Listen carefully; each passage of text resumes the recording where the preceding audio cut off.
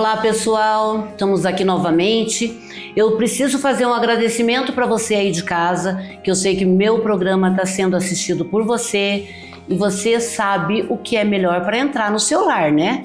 Então sempre esteja aqui pela Rede TV Paraná assistindo Maturidade.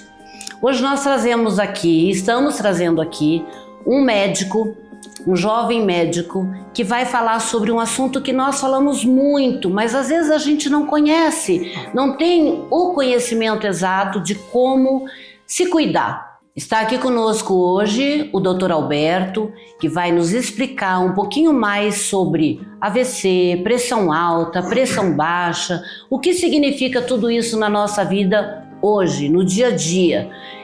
Em especial, assim, o AVC, tá? Tudo bem, doutor Alberto? Tudo bem. E agora eu já tenho que fazer uma fila de agradecimento também, né? Primeiro pela oportunidade de estar aqui, Rede TV, Maria Lúcia, programa Maturidade, e a oportunidade de escutar esse elogio, né? Um jovem médico, nossa, claro. Subiu a minha pressão, inclusive. Nós aqui só falamos com jovens, né? A maturidade aqui começa já com 30, 35, aí a gente precisa falar que nós somos jovens, né? Não podemos... Eu sempre digo que ser velho, não. A gente tem que ser maduro. Ótimo. Gostou? Ótimo. Ótimo, né, pessoal? Para os meus pacientes eu uso o termo rodado. Nossa. Eu acho que fica bom também. É bom também. Mas, doutor Alberto, nosso assunto hoje, tá? Com você aqui, vamos entender melhor o que é uma pressão arterial. A pressão arterial, bem fácil de entender. Aquilo que intuitivamente a gente já entende como pressão. O que é pressão? O que tem dentro do pneu do carro? Pressão. É uma coisa que é comprimida. Dentro das nossas artérias, onde passa o sangue, toda vez que o coração bombeia, o batimento cardíaco, ele cria uma pressão dentro das artérias. E essa pressão faz com que chegue sangue até as nossas extremidades, até o finalzinho do nosso cérebro, em todos os nossos tecidos. Seja pele, seja pulmão, seja o próprio coração, é isso que faz a pressão. É ter uma pressão dentro da artéria que permita chegar o sangue com o oxigênio até as nossas extremidades e tecidos funcionantes. E qual é a pressão ideal? Qual é o máximo e o mínimo da pressão ideal? O número que todo mundo conhece como um número mágico para pressão é o 12/8. A gente fala 12/8 porque a gente corta o zero, mas seria 120 milímetros de mercúrio por 80 milímetros de mercúrio. Difícil, né? Então todo mundo fala 12/8, mas lembrar que quem tem 10/6 pode ser uma pressão extremamente normal, e o que acontece é que quanto mais baixa a pressão e o paciente tolerar, é uma pressão normal. É mesmo? Se eu tiver 8/5, conseguir deitar, levantar e não tiver sensação de tontura, ou seja, se eu deitar num dia quente, final de tarde, levantar rápido e não tiver aquela sensação que estão apagando a luz cair e a pressão não cair, aquela pressão é normal para mim. E eu sei que os pacientes com a pressão mais para baixo vão ser mais longevos e vão evitar doenças cerebrovasculares com certeza. Tá, então deixa eu ver se eu entendi. Vamos lá. Se eu tiver, porque a minha pressão normalmente é 11/7. Ótimo. Ótimo, graças a Deus. Mas se ela for 10/5, eu não preciso me preocupar. Se ela for 10/5, é um fator de risco a menos para você. Olha que coisa boa. Inteiro o AVC? Inteiro o AVC. Uhum. Tem um estudo, isso está publicado na revista de hipertensão, é um paper, né, um jornal sobre hipertensão. 5% que eu consiga baixar é 34% a menos de chance de ter um AVC. Então, são números mágicos, mas eles existem. Se eu conseguir baixar um pouquinho a minha pressão, menos chance de ter AVC. Se eu conseguir baixar mais, menos chance. Até chegar ao absurdo de, se eu baixar demais a minha pressão, de uma maneira errada, né? Do tipo eu tomar remédio sem precisar, eu posso ter um AVC por falta de fluxo cerebral. Existe isso também por medicação? Por medicação. Não. Ou aquele indivíduo que já tem a pressão baixa, entra numa sauna e fica lá por muito tempo, faz uma hipertermia e a pressão baixa demais. Aí é perigoso. Muito perigoso. Quanto mais rodado ele for, quanto mais antigo ele for, mais chance ele tem de fazer hipofluxo cerebral e ter um AVC por falta de sangue no cérebro. A mulher e o homem têm diferença? A tendência hoje, devido aos hábitos das mulheres, a tendência hoje delas se equipararem aos homens. Elas queriam tanto, elas estão conseguindo. Ah, meu Deus, ó. Elas estão fumando mais, elas estão bebendo mais, elas estão se estressando mais, porque estão trabalhando mais do que trabalhavam antigamente, né? Então, os riscos, né, vêm aumentando. E os números de hipertensão também, eles começam a se equiparar com os números dos homens. Mas eu vi em algum lugar que 14 por 7 é um número perigoso. Isso é real? De livro, hoje, de artigo científico novo, em revista respeitada, 14,9 é o limite. É o limite. Então, 14,7, repetidamente 14,7 é perigoso. A tendência nossa, quanto mais rodado for, é que a gente vai ter a pressão mais alta. É uma exceção o paciente que vai envelhecendo e tem a pressão baixa mantida. A regra é, quanto mais velho eu fico, mais as artérias onde o sangue passa, o sangue oxigenado passa, ela tende a ficar enrijecida. E com isso, a nossa pressão tende a aumentar. É difícil a gente achar um idoso com a pressão extremamente baixa. O mais comum é a gente achar um idoso com a pressão sistólica mais alta e a diastólica mais baixa. Isso com medicação? Com ou sem medicação? Com ou sem medicação? A pressão sistólica ela tende a ser mais alta do que o normal. E que sintomas essa pessoa sente quando a pressão sobe? O sintoma ele pode ser desde o nenhum, nada. Pessoas jovens ou pessoas idosas podem ter exatamente nada. E a pressão? E a pressão, o sujeito vai lá, o auxiliar de enfermagem, o médico, vai aferir. Alguém vai aferir e de repente a pressão está lá, 22 por 14.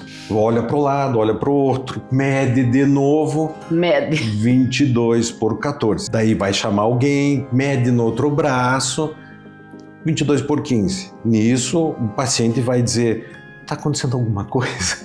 Não, nada. O melhor nessas horas é dizer que não está acontecendo nada, porque senão o paciente vai ter ficar pior. Uma descarga de adrenalina, ele pode ter um AVC ali na tua frente. O que acontece é que pode ser sintoma nenhum ou ter os sintomas mais característicos do mundo na hipertensão. Tontura, rubor facial ou aquele que a maioria das pessoas descreve ou sente, que é a dor nucal. Na nuca. A dor na nuca. Dor de cabeça, às vezes a gente escuta também. Alguns sentem ansiedade, não sabem por quê, e sentem que ficam ansiosas quando a pressão começa a subir. Deve sentir alguma coisa que não tem explicação e... Pode ser, que entra na ansiedade, que a pessoa sente que alguma coisa está errada, mas não sabe o que está acontecendo.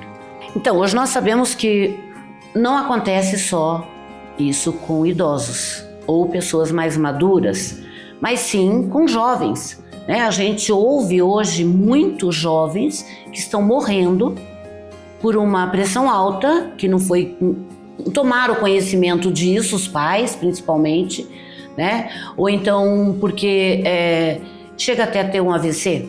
Tem acontecido, não vou dizer que é comum, eu não tenho os números exatamente assim mundiais, mas acontece.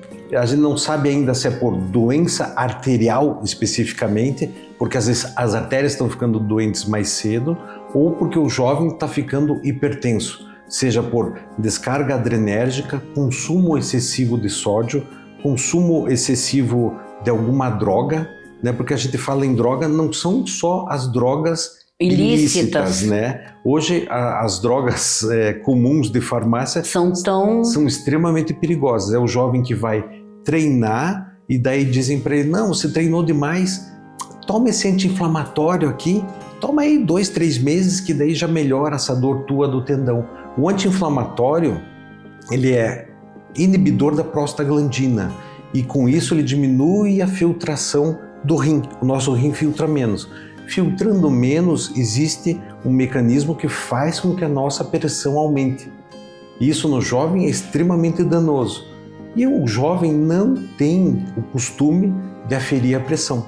Sim, nunca vai imaginar que ele tem um problema de pressão. Nunca. E no máximo que ele vai sentir uma dor de estômago, ele sabe que tomando aquela droga, ele vai melhorar do tendão.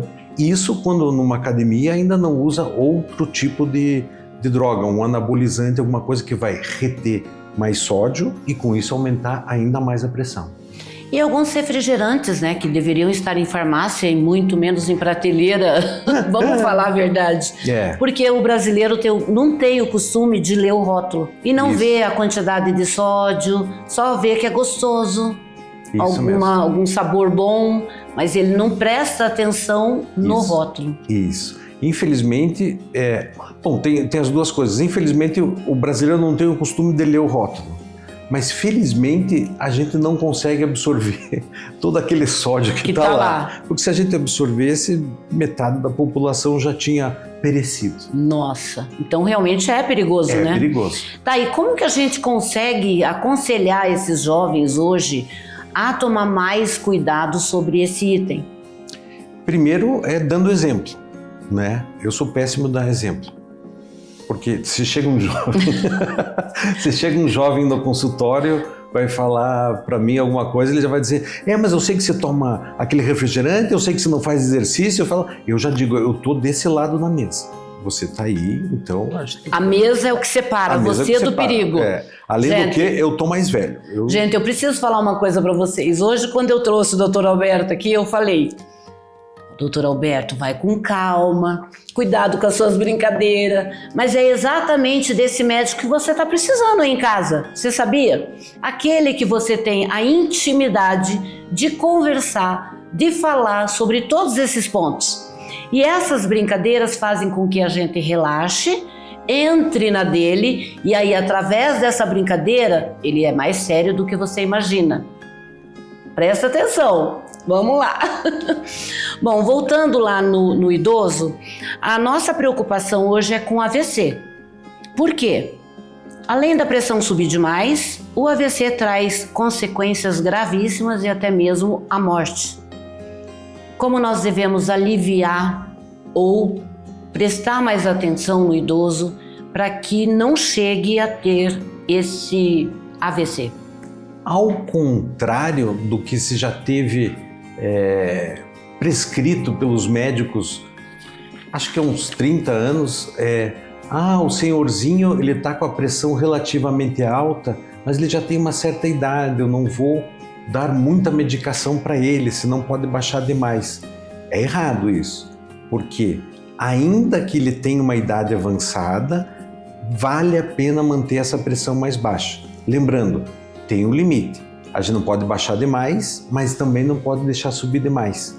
Se eu mantiver essa pressão num patamar abaixo do que seria uma hipertensão, pode ser 14,9 ou menos, ou eu saber que 16 por 6 para ele tá bom e acompanhar, eu sei que ele vai ter uma chance menor de ter um AVC.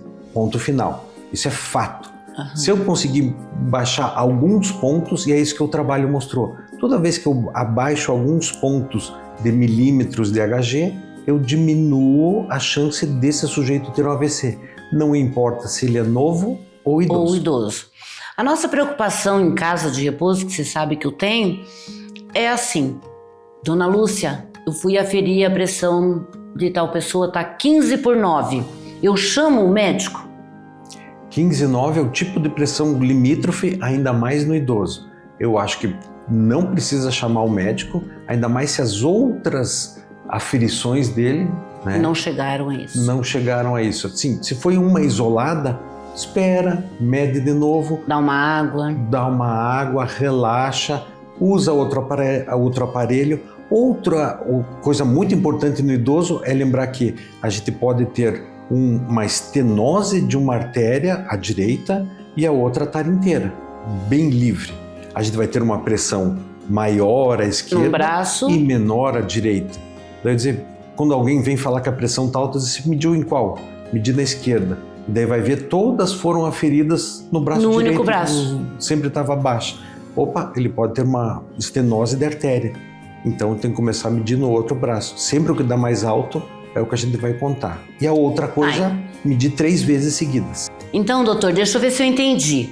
Quer dizer, se eu aferir num braço, se eu deu 15/9, eu devo aferir no outro para me ter certeza do que está acontecendo. É isso? Isso. E de preferência fazer a terceira medida, seja em qualquer um dos braços. A terceira medida é o ideal.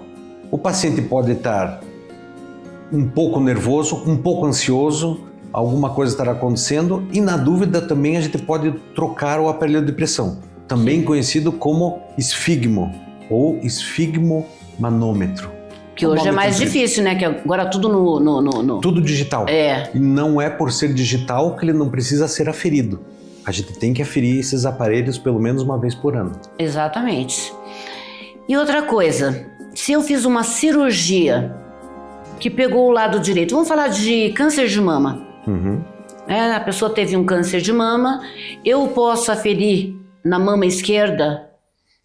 Isso acaba sendo uma lenda, né? O que acontece é que as antigas cirurgias, as chamadas mastectomias radicais, onde se retirava a mama, se tirava parte do músculo e se esvaziava todos os linfonodos axilares, existia uma chance maior de fazer um linfedema, um inchaço no braço por falta dos linfáticos. Então esse braço não deveria ser nunca usado para nada, nem para acesso venoso, nem para tirar sangue e nem para medir pressão, de tão sensível que ele ficava, não por dor, mas porque qualquer trauma nesse braço, inclusive medir pressão, seria danoso para esse braço. Hoje em dia, diria para você que a chance de alguém fazer uma mastectomia radical com esvaziamento integral de todos os linfonodos axilares é 0, ninguém mais faz isso.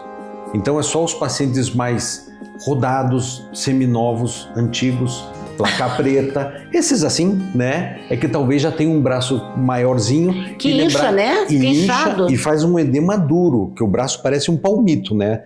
Do jeito que ele começa, ele termina. Então esse braço eu nunca devo... Não deve. Também por outra coisa, sempre que a gente for medir a pressão, levar em conta a circunferência do braço.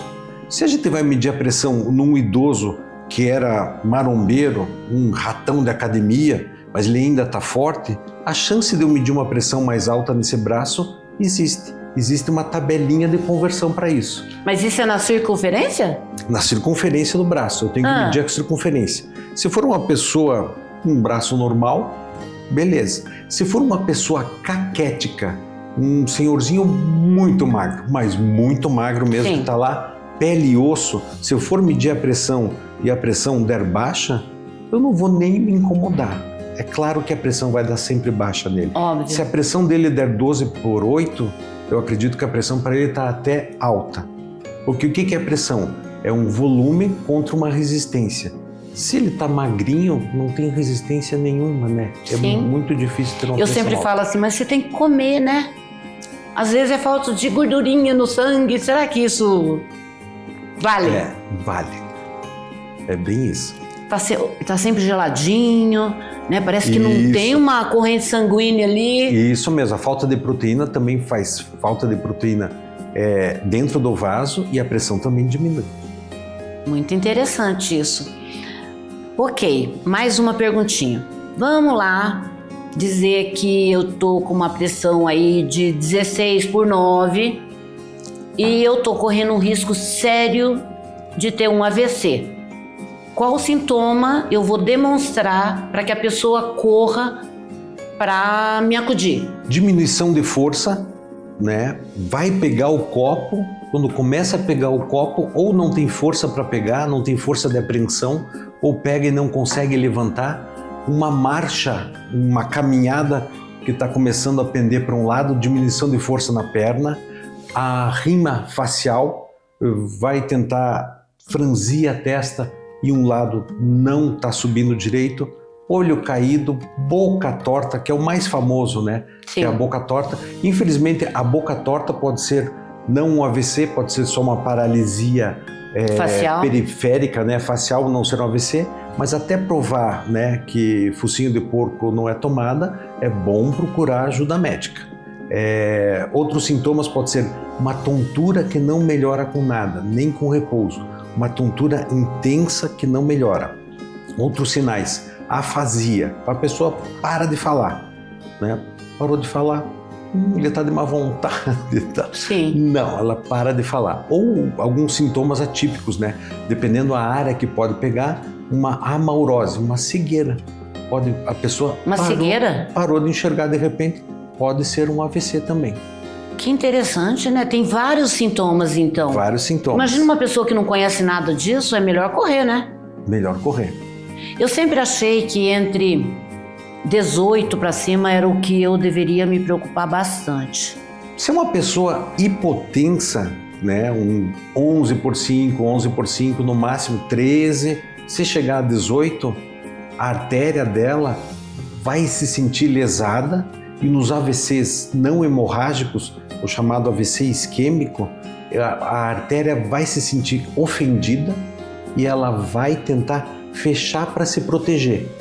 E aí é que pode faltar sangue no cérebro.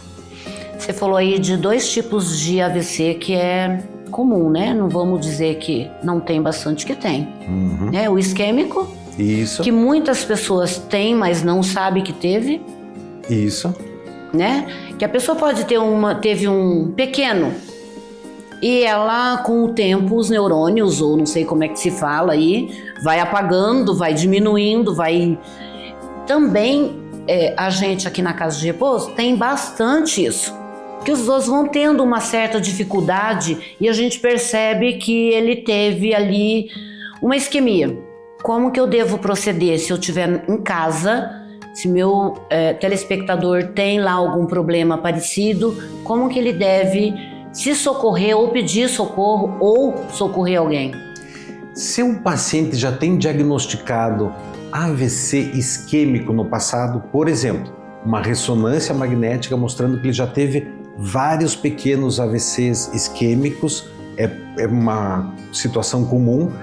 Nesse caso, confirmar se ele já está em uso de aspirina, por exemplo, manter a pressão, não precisa deixar, já teve época que falaram, não baixa a pressão, que a pressão é uma defesa do corpo.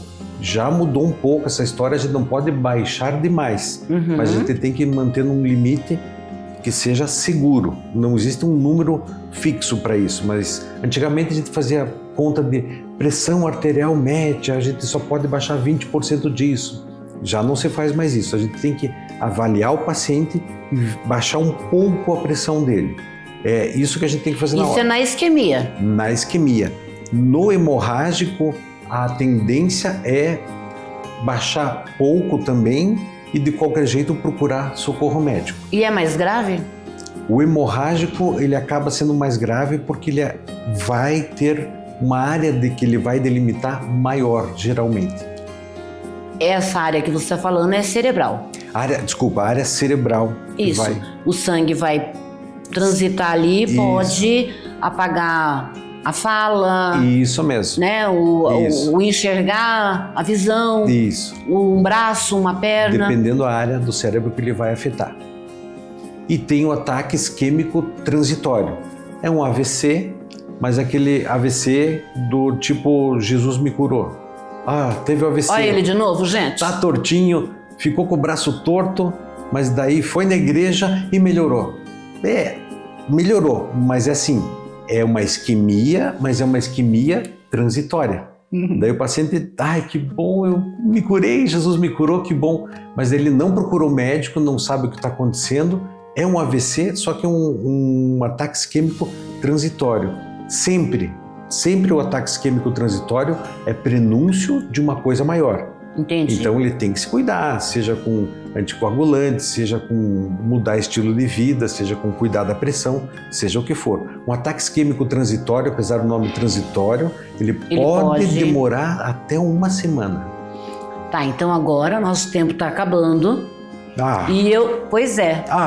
Viu? Olha só. E eu quero que você dê um conselho para quem gosta de beber muito, de comer muita carne, de fazer coisas que não poderia e não faz nenhum exercício. Não é você. Não era para mim mesmo o conselho? Não é para você. Então, hoje a gente tem que levar o conceito de... agora eles traduziram, né? É a medicina MEV, né? Que é modificação do estilo de vida. Até então usava-se o termo americano, TLC, Therapeutic Life Changes. Eu achava mais legal, chique, mas agora né? é MEV, é modificação do estilo de vida. Então, se você come demais, tem que comer menos. Se você bebe demais, tem que beber menos. Se você fuma, tem que parar de fumar.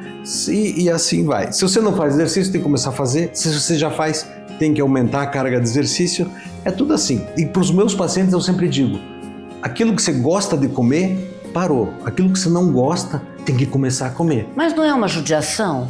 Pensa uma bem, tristeza. você come 50 anos toicinho. Aí chega um médico e fala assim, você não pode comer mais. E aí?